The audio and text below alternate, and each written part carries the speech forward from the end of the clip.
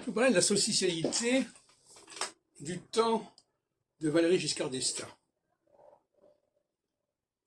Alors, je rappelle d'abord que, en réalité, que les gens soient de droite ou de gauche, ils sont marqués par la période qu'ils traversent.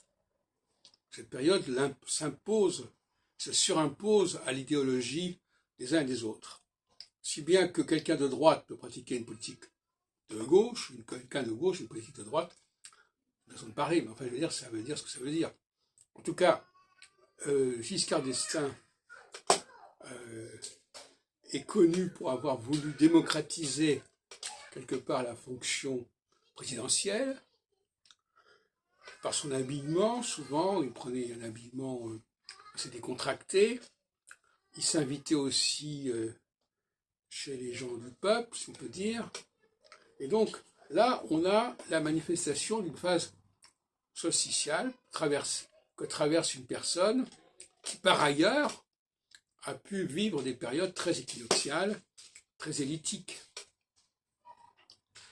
Ce qui nous amène à penser que la psychologie est quelque chose qui doit être périodique, et on n'a pas suffisamment mis en évidence cette périodicité, cette cyclicité psychologique, qui n'est pas, contrairement à ce qu'on pourrait croire, liée à je ne sais quel incident, ou quelle intervention, ou quelle interférence, mais tout simplement qui est liée à l'alternance des périodes.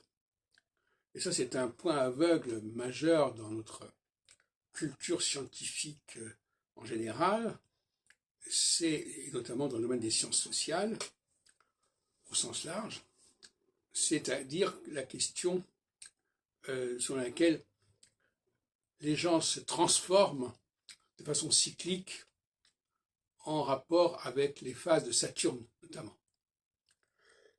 Et c'est proposition aux femmes qui sont plutôt lunaires, avec les périodes lunaires, les problèmes périodiques, comme on dit.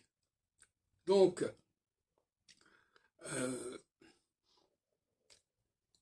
il faut avoir une vision dynamique et cyclique de la psychologie des comportements.